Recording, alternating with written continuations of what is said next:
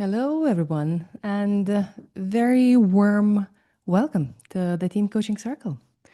It's great to see you, so many of you landing into this space. And as you're arriving, I'd love to ask to share into the chat.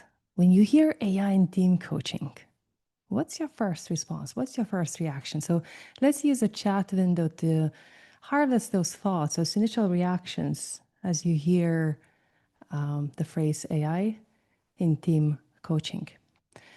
And as you're posting your thoughts, for those who are newer to this space, let me share a little bit of the overview. What is it all about?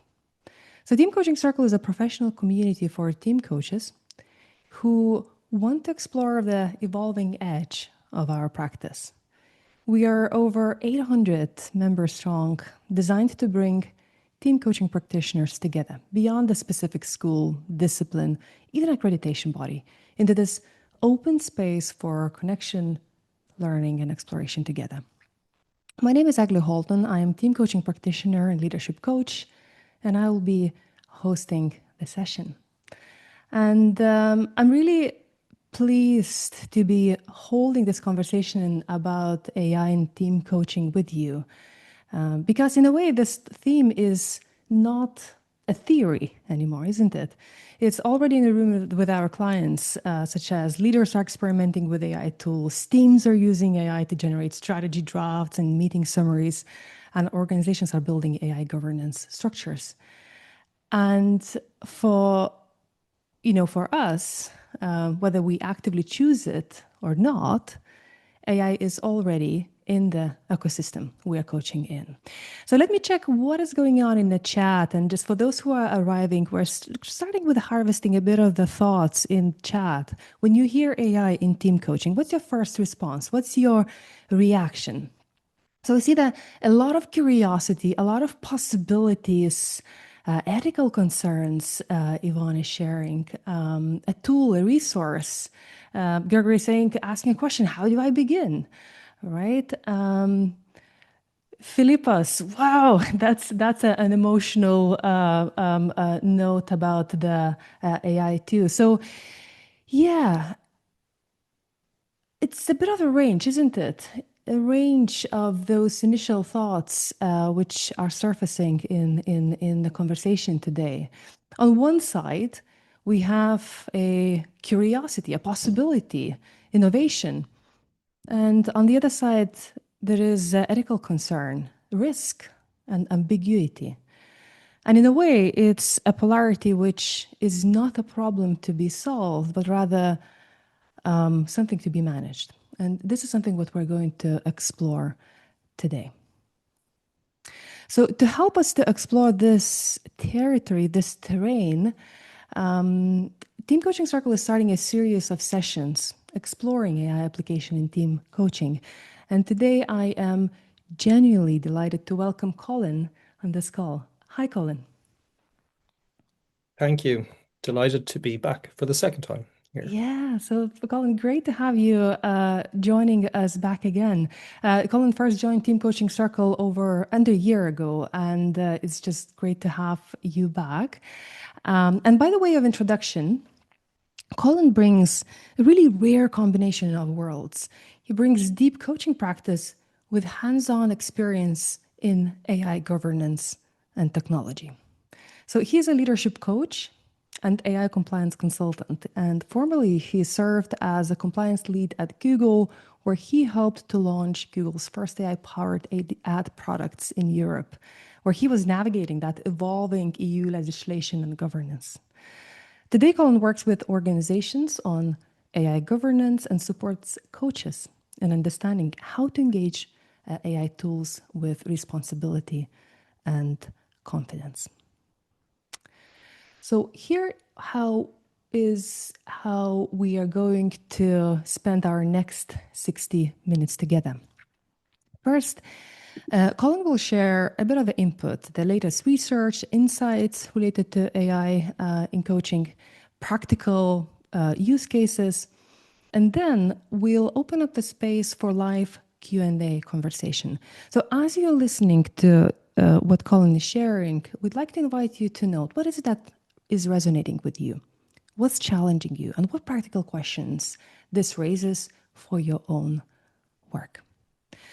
We'll use the second half of our time to explore those together in Q&A. And in the last few minutes, I'll close with what's coming up in next Team Coaching Circle, including ICF CCU information.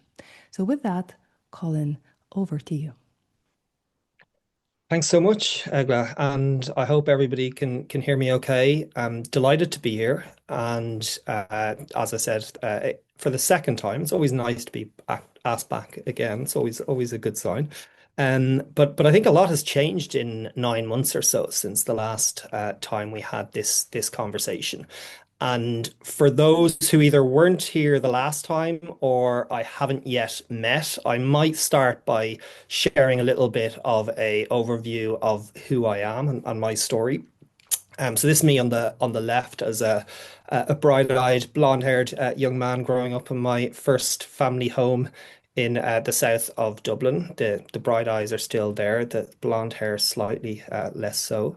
But the majority of my professional career, I was working in a number of large global technology companies. So Yahoo, Qualcomm, and Google, where I was very much working quite closely with large global CPG advertisers. And my last role, as Egla mentioned, was a senior leadership and compliance lead role, very much working at the intersection of people, governance, and technology.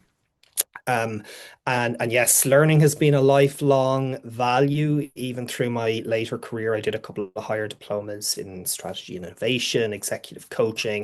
And I think where we are now with AI, learning is such a critical and key component that it's not anymore those diplomas. It's learning on the role and on the job as things are evolving so quickly. Um, but as I also grew into senior leadership roles, I got very passionate about coaching and developing others and developing people. So that's when I got my senior accreditation in coaching. Um, but maybe to share a brief story of how I got into the whole AI and governance field. Several years ago, I actually thought topics like data privacy and bias were really hard to get to grips with, and to some extent boring, I would say, even. But through my roles at Google, I started to get exposed to some related topics in that space. So I heard how big tech was perceived externally from a competition point of view. I was also really inspired to take a user-first approach in all of my work, and the role of governance in protecting that is hugely important.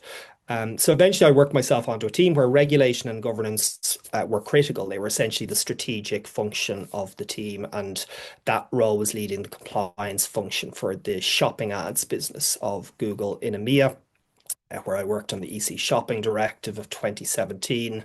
As Egla mentioned, I was also very involved in helping Google roll out their first AI ads products. And over the last year or so, I've been working with enterprises and SMEs in helping them adopt AI responsibly with a specific focus on learning and development. So I've written some articles and created some tools to support my work on that space. But one of my key learnings from all of this was these topics are never easy, but we can make them easier. And that's a little bit what I try and focus on, and hopefully I can help with a little bit today as well. So I think it was interesting looking at everything that came up in the chat to get an insight around why people might be here today. And it's very much a broad spectrum, which I'm hoping this presentation is going to tap into, right? Everything from curiosity to excitement to actually how do we need to take care on some of those more important issues, whether they're ethical issues, concerns around data privacy, and those types of topics. Or maybe you're also concerned you're behind the curve or whatever that is in terms of there's a sense that people are adopting this quite quickly, and maybe you feel you aren't where you should be in some respects. But I think we're gonna do a little bit of a myth bust on some of that, and really reflect on that we're all part of this learning journey, to be honest. So the key purpose for today is to demonstrate the key opportunities and risks in using AI in team coaching settings. Um, and my hope is you'll walk away with a better sense of how to test some AI responsibly, or if you're already doing that, how you can maybe add some additional layers of governance so that you can have greater confidence in making sure that you're doing it in a responsible way. How does that all sound so far? Good. I saw Nick's thumbs up, your top of the screen for me, Nick. So look, there's five sections I'd love to cover today. I'll start with looking at the wider context and trends in the AI industry, given we're moving at such pace, just to see, well, take a bit of a lay of the land. Where are we right now, both from an industry perspective and how that relates to teams? We'll then explore the important role of our own mindset when it comes to AI adoption. I'll give you a strategy to support you in that exploration. We'll then look at ethics and governance, applying some key principles of relevant legislation so that you can hopefully make more responsible decisions as you look to adopt or scale AI. We'll check in on some of the latest research. And then finally, bring all of that groundwork together to look at a couple of practical use cases. And as part of that, I'll also, if we've time, I'll do a bit of a demo on some of the tools I've created here. And there's a GPT I'll take you through as well, which you can also take away after the session. We'll try and take as many of your questions and reflections as we go, but I will try and move through the content. So we have reserved time at the end for some Q&A. So that's when we'll just dive into those questions as they come up. But of course, if anything, you think is super relevant or urgent, feel free, Egla, to help me with those and interject. Happy to pause as well as we go. So taking a step back, I mean, I think it is important for us not to put bury our heads in the sand. Like there's a lot of excitement about AI, but I think it is important to recognize a lot of the turmoil that's there at the moment and some of the big stories that are all impacting, our evolving sentiment and emotion as we think about AI. So if that can be anything from what we've seen several weeks back. There's seven families in the US suing OpenAI after alleged failings in their guardrails, which has led to accusations of mental health issues, along with links to suicide. AI copyright is a huge issue. In other words, who owns AI generated content? What are the ethical risks of using it? There's a huge landmark case in the US where the New York Times are suing OpenAI and Microsoft, claiming their models were essentially trained on millions of their articles. And then we have newer providers coming into the market, like DeepSeek isn't that new anymore, but they caused a lot of ruption as they came in, not just because they were a newer provider, but there were also geopolitical tensions around that, as this was essentially a Chinese startup that was using US tech company Nvidia's chips against what were supposedly some embargoes in place at the time. So there's a huge amount of disruption that continues to build daily, as we've seen more recently as well with the Grok scandal. And all of this is having an impact on public opinion and how people think and feel about AI. So this data was recorded in June last year, but released quite recently, and it looked at Democratic and Republican voter sentiment on AI. And that's really a side story, the political piece, because what the data actually showed is regardless of political persuasion, for the first time, it showed that 50% of adults are more concerned than they are excited about the increased use of AI in daily life. So of course, this leads to feelings of tension. Why is all of this important? Why do you think? Because it's us as coaches who are maybe feeling some of those dual tensions. It's the leaders and the teams that we're actually coaching. So I think it's really important that we have this awareness front and center, both when we're working with teams who are facing challenges with AI adoption and also when we're considering using AI within our own practice. So let's take a moment now to think, well, how does that bubble down into a team environment?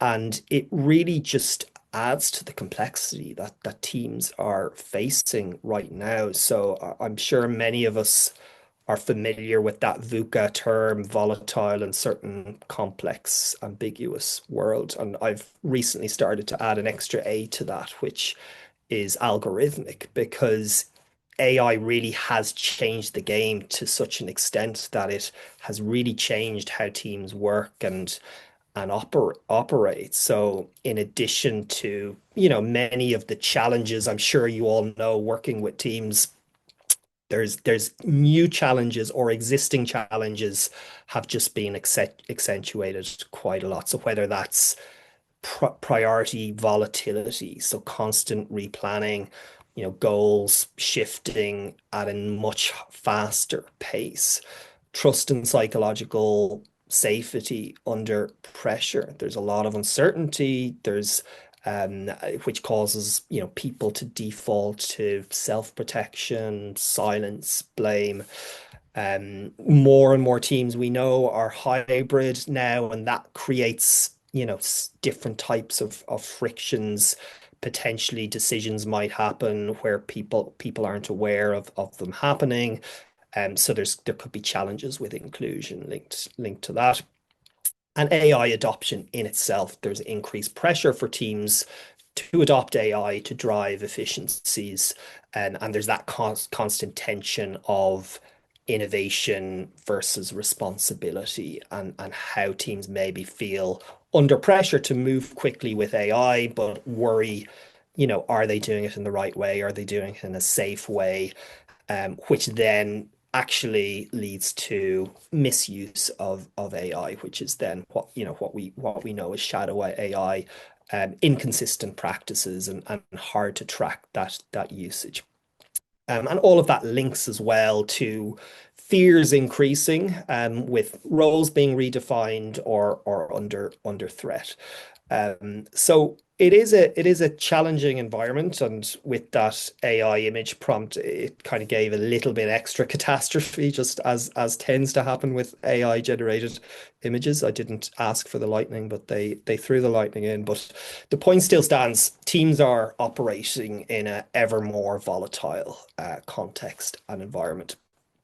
And for me, there's two reasons why all of this context is really important to the conversation we're having today. Firstly, it has never been more clear in my mind that there is a need for a team coach to support teams and leaders in actually deciphering this context and moving forward within it. And secondly, when we think of AI in team coaching, my challenge would be is how, if we are thinking of using AI, how might it play a role in alleviating some of these new new challenges that are seen in teams? Because often we default to, well, how does it make my life easier as a team coach? And we'll talk about a little bit of that as well.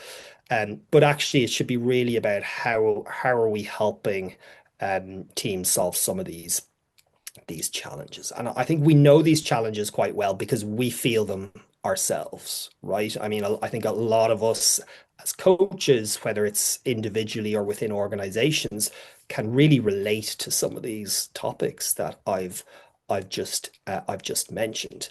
And ultimately, we know what coaches are good at, or what we should be good at, which is walking in the shoes of those teams and leaders. And that's really, to some extent, should be manageable because of our deep understanding of what some of those fears and challenges are. So that's where I feel there's an opportunity for a renewed sense of purpose as team coaches as we face this new reality, and that point, which all stems back from Carl Rogers back in the 1950s, in counseling and therapeutic context, talking about the idea of understanding the client from within and having a positive regard. In other words, what we all know to evolve as empathy. So how do we do this in practice? And I would suggest by activating two dimensions in this order as well. So, firstly, understanding a little bit our mindset on the topic of AI in coaching more broadly. And then, secondly, what are our capabilities in actually executing it?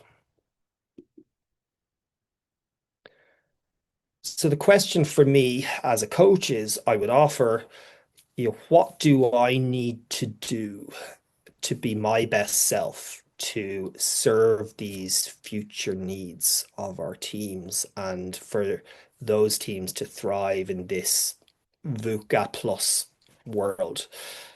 And even before we get to understanding the tech or providing, the safe guidance to teams and clients, it's, knowing so if someone asks you, and I'll ask this question now and feel free to have a think about it and either write it in the chat or write it in the notebook beside you if you don't want to share, but like how do you really feel about AI or what do you really think about AI? Really, what do you think about that? And what would you say? And I'll share with you a framework that can actually help you explore that question a little bit. The slide disappeared. Oh, it's there. And it's this concept I've adapted, which is of an arc of curiosity. And when I think about AI more generally, I find, and when I talk to people on this topic, people fall into either a zone of certainty or a zone of curiosity. So, what do I mean by that? Zones of certainty is really, you have a view on it already, and that might be informed by experiences that are personal, close to home. They may be some of the topics that I talked about earlier that challenge your values, your ethical standpoint. Um, and then there are zones of curiosity. And by the way, there's no wrong place to be on this view, even though the very left is kind of the way it's worded is a slightly negative connotation of self-righteous disdain. But there may be a perfectly valid reason as to why you are sitting in that position. Um, and what I would encourage everyone to do is just self-reflect and think about, where would you see yourself on this arc when it comes to your beliefs on AI? And as I said before, there's no right or wrong answer. I mean, you can be completely resistant, or even if you're in the fascinated wonder side, the question I would ask is, what questions are you not asking? What responsible choices are you maybe not making? So I think really important just to sit with that a little bit. So where do I sit and what is informing that position? And then when you've done that, like, well, how do you feel about that? How do you feel about where you are? What risks do you anticipate by staying in the same position? How might you categorize those risks? Are they reputational, something else? So I think if we don't do this, what we risk happening is this phenomenon of what I call reluctant followers. Most of us just say, okay, we need to just get with the program, we'll do it. We're not maybe fully bought in, but we think it helps in certain ways. But that isn't sustainable in the long run, I would argue. And then if you get to that point where you think, okay, I know where I'm at, I have a view of where I might want to get to, that's when you can start asking those exploratory questions. So, for example, if I'm in skeptical tolerance, what's one small, low risk way I could experiment with AI that wouldn't compromise my values?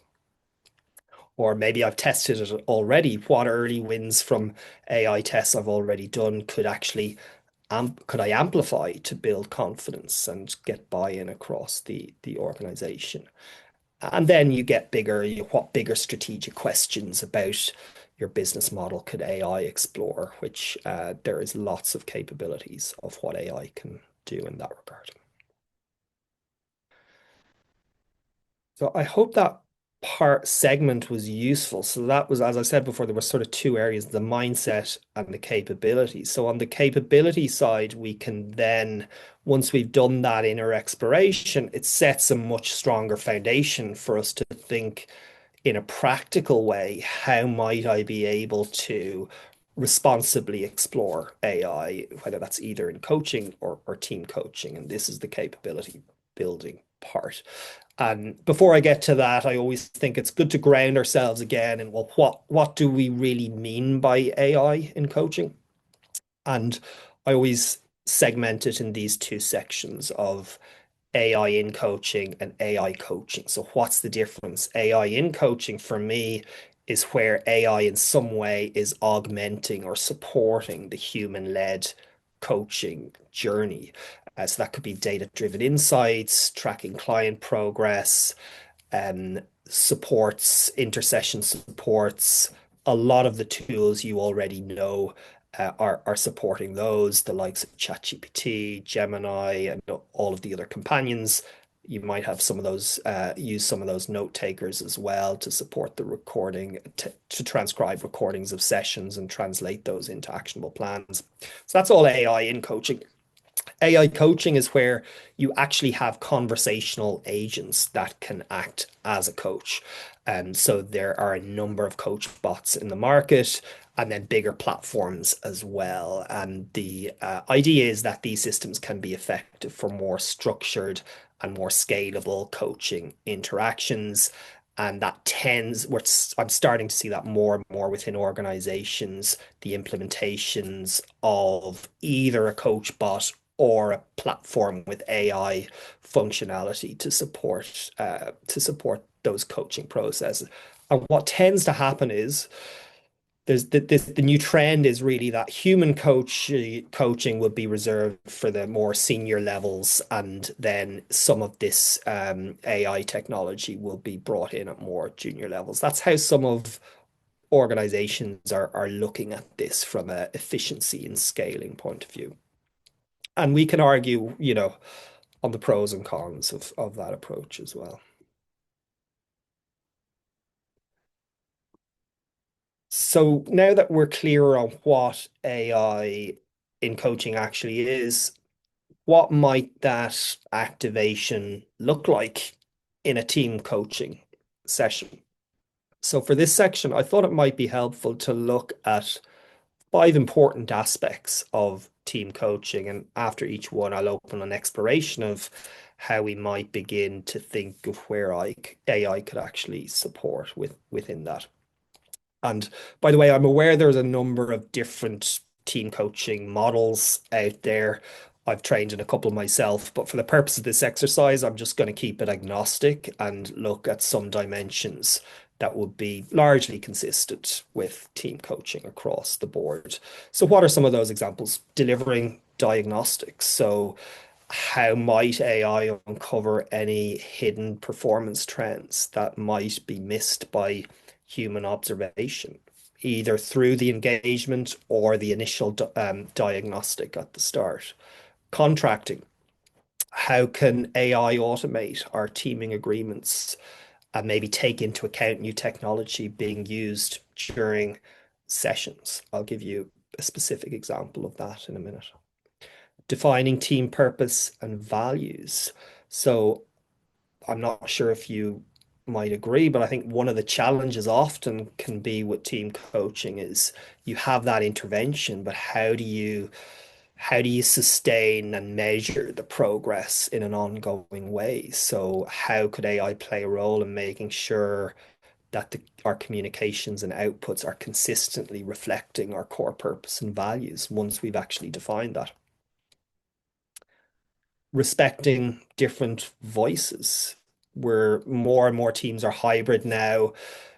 How comfortable are we, I guess, is the question, that we're respecting that diversity and giving everybody equal voice in the room when some people aren't physically present. So I'll give you a demo of something I've created here, which is around a diversity index, inclusivity index, and how you can make sure that every voice has an equal voice in the room. And then scaling impact across teams. So that's where you could use AI to actually scale collective learning across the organization, potentially things like personalizing resources for different roles within the company, translating for different languages. Of course, AI plays a big role there.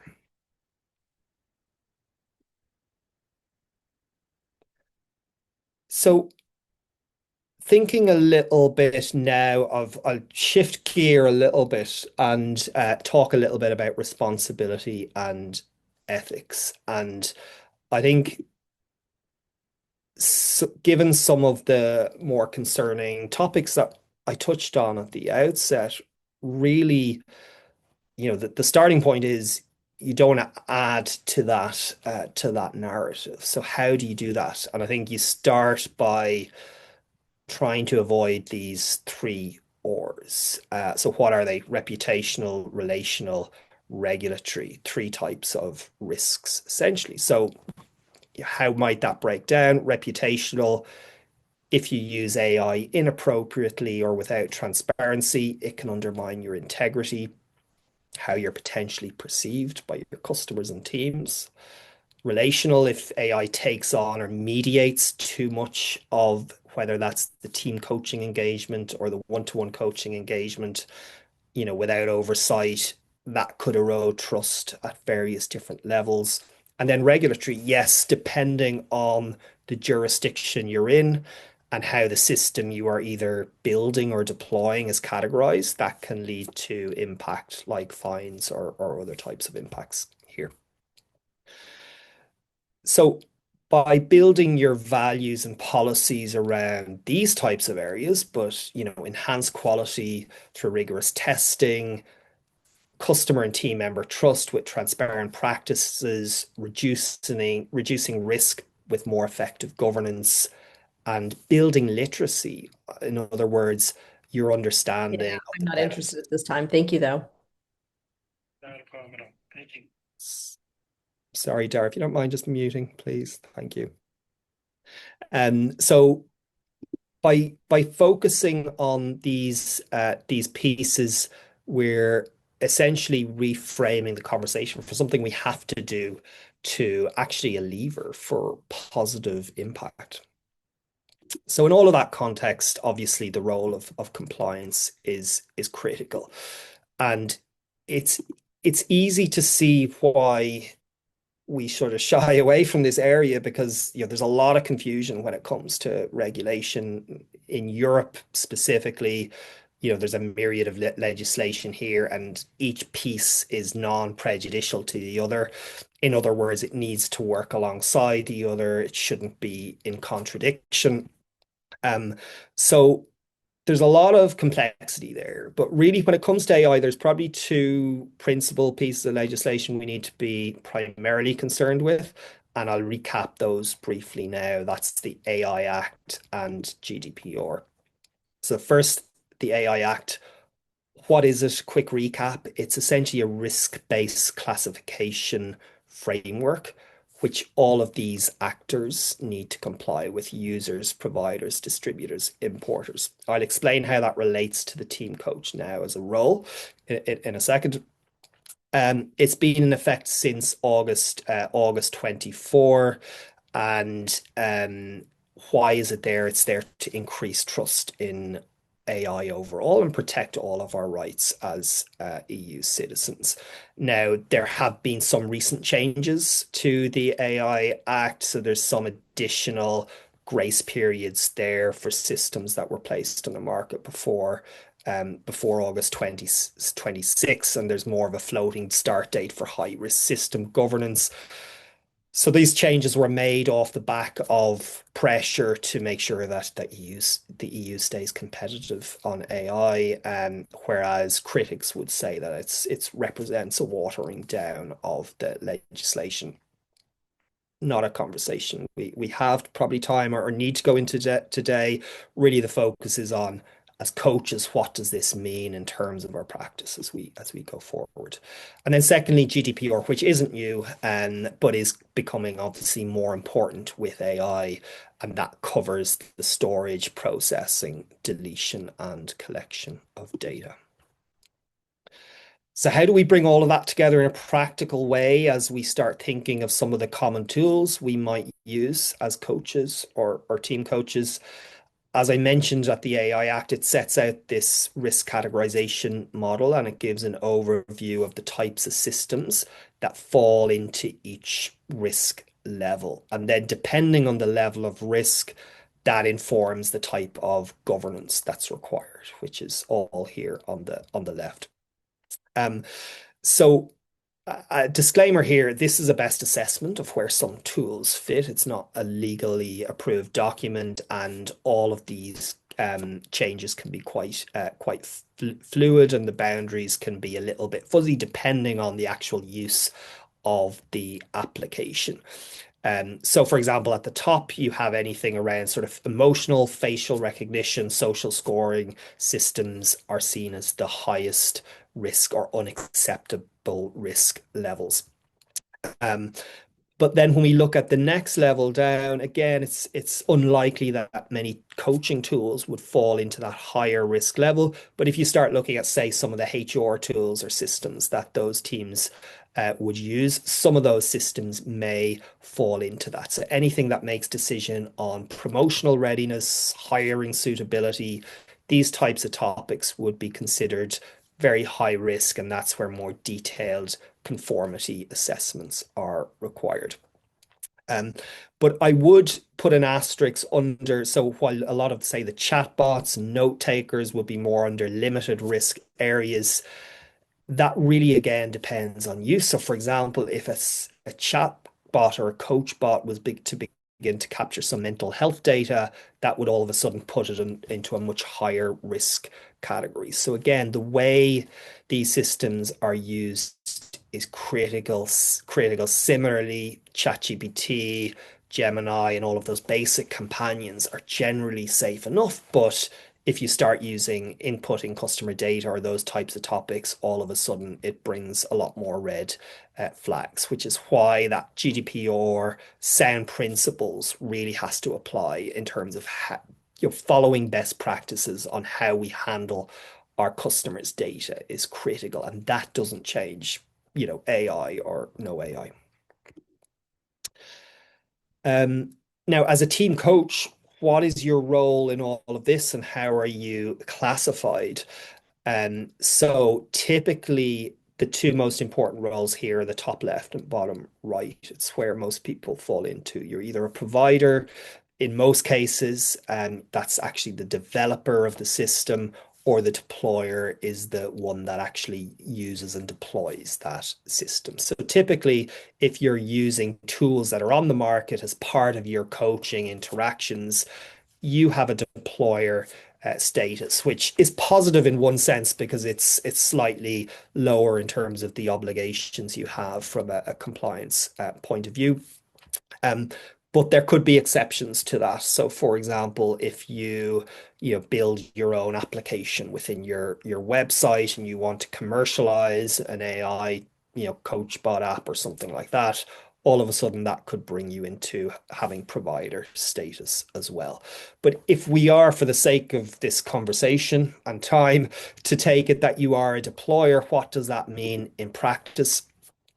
It's really all about transparency. This is the word that sort of appears, I think it's about 42 times in the EU AI Act. And by being transparent, you are doing so much from a point of view of upholding your obligations from a compliance point of view. What does that transparency mean? It's essentially in two levels. There is an expectation of whatever the system provider that you're using, that they are transparent to you on the limitations and the opportunities of the system. And then so that should be readily available within marketing policies or terms of use. And the best advice for all of us as teams coaches is to pass on that transparency in a way that is digestible to the teams that we're working with. So that could be how we capture it within the coaching contract, both verbally and written. And I have a few practical supports on how you can do that as well. In addition to transparency, literacy is also critical. In other words, how well do you know the system that you're using? And the benefits, the risks. Do you have the right level of training according to your role within the organization, if you're in an organization, or if you're practicing by yourself? Yeah, have you read through the privacy terms? Do you understand the risks of the service, the tool that you're using? And of course, the two go hand in hand, right? The more literate you are, the easier it is to then be transparent and pass on that transparency.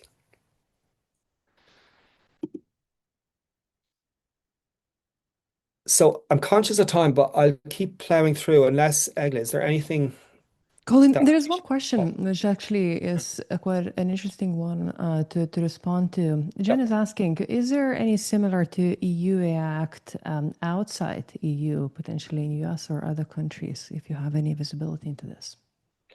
Yeah, so there's different legislation per country. America, the US, there's a NIST framework. In the UK, they have their own principles-based document when it comes to AI application.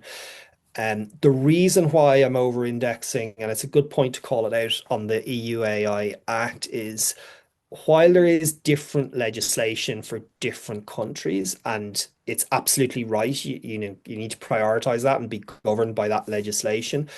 The EU AI Act tends to be seen as a best practice from a kind of a governance and compliance point of view. And generally, the main criticism of the AI Act is that it goes too far, and it's actually to the point where it's quite burdensome. So that's why I always tend to err on the side of the strongest common denominator when it comes to ensuring things like literacy and transparency. And while there are differences in the legislation globally, they tend to reiterate the same principles. So it is about transparency, it is about literacy, it's about explainability. All of these principles are more or less sort of treated in similar ways in a lot of the other legislation. But yes, you're absolutely right. It is important to understand what is the jurisdiction you're operating in, and are you compliant with that legislation.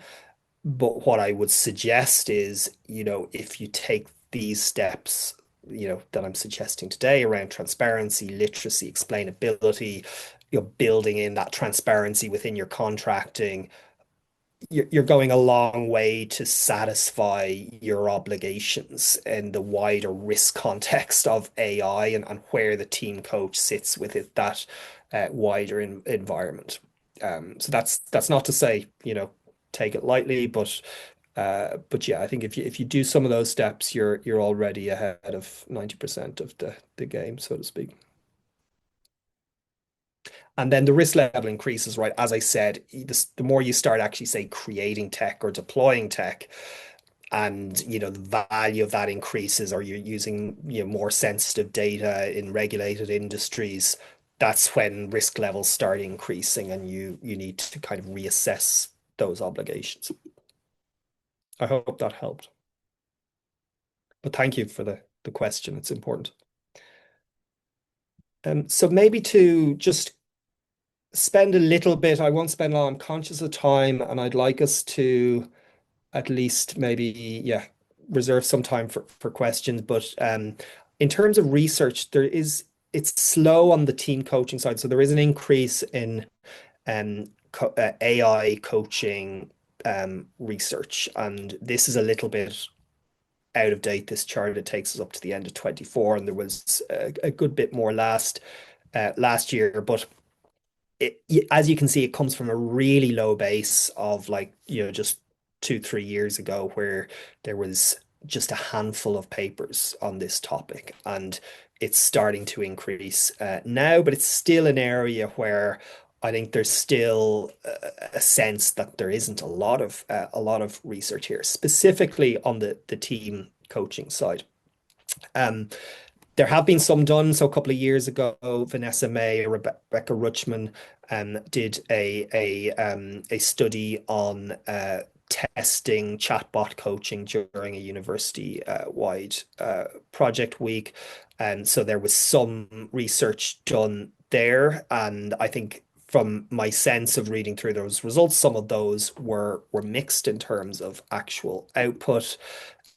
Last year there was quite a larger study done in the US, and that looked at enabling an AI-enabled agent that monitored team performance and intervened to enhance teamworks. And the whole focus of that study was how it could improve team mental models. So the system was essentially fed a lot of previous data and collateral on the roles and boundaries, the ways of working, the decision-making processes of the teams. So it had a baseline to compare it against. And then it looked at 40 participants split in two groups, and it used this system to detect performance gaps against what was there previously. And that did show a positive result on the AI coach, showing a 15% improvement in task performance and a 12% increase in mental model alignment compared to teams that didn't have that coaching in place. So there's more and more research coming out all the time on this topic. Um, on use cases, so I talked about some of this at the outset, but to bring it together a little bit, I sometimes look at this at a kind of before, during, and after session. What are some of the typical use cases you can think about from a team coaching point of view? Some of those might be brainstorming team session plans with AI support, capturing team meeting transcripts and action items, checking for diversity of participation and diagnostics, as we talked about, monitoring, tracking team progress, reflective practice for coach development. There is a platform, Ovida, that supports on that. And so with all of these use cases, it's always important to ask those compliance questions in tandem. So does the AI analyze or store prior team related inputs? How is confidentiality maintained? Is there transparency on how exercises are generated? Who owns the data? How is it retained? And how much are you aware of the system terms and conditions in that regard? Um, this is something I created, which I think we can happy to make it available in the follow-up as well. So one of the challenges I noticed nearly a year ago was actually how our coaches updating their contracts to reflect some of this new and increased use of technology within their practice. So I looked at whether we could just have a custom GPT that could actually help and update those coaching agreements to reflect new AI systems within the coaching practice. So what I did was updated and gave this GPT relevant articles of GDPR, the AI Act. It also had the MCC Code of Ethics uploaded. So it was essentially a custom GPT that would bounce back a couple of questions. You upload your old contract, which is obviously a base contract, no customer sensitive data in it. And it asks you a few questions about some of your tool usage. And within a few minutes, you get a completely revised and new contract. Um, I'll just shift to this demo now quickly, and I'll try and end it on that so we have time for questions. But this is just a visualization of something that is starting. It's already available in certain platforms and systems, but it's something that actually any of us can create. I see my connection dropped a bit. Can you still hear me okay? Thumbs up. Yes, Colin, we Perfect. can hear you. Well, all is good. Perfect. So what I'll do is let me stop sharing and see if I can actually do this. So I'll just play this, and as you can see, this is the type of tool that we can create to actually understand how is talk time happening between a virtual and a live team. As you can see here, there's little signals of which individual is remote, and you get a view as the team coach of actually how many people are speaking, what is their airtime, is there a difference between people who are live in the room and outside of the room. So to bring to life, I guess, what I was sharing earlier as a use case, this is where I would see one potential augment support to the team coach. And if you can imagine how before you might have to do a full, you take that back after the session and you do some self-reflection and you're not sure how accurate it is. This is all on the fly, real time, and understanding how you can actually make sure you have more of a diverse setting within the team coaching piece. So that was something that I created, within very short period of time. It's just a beta version at the moment, but it's an idea of what is possible. Uh, as you think of what is useful for me when I think as a team coach, what are some of the ways I might want to support and augment my practice? Um, so I have one slide to wrap up, but Egla, I know we want to reserve time for Q&A. So is there anything else coming up in the chat? I'm happy to do my last slide in a second, but just curious to to hear from you. How did some of this land? What is sparking your own thoughts on this? And yeah, I hope it's been helpful and useful so far anyway. Yeah, thank you very much, Colin. This has been really great, and it's amazing to see tools in action, which you've just shared.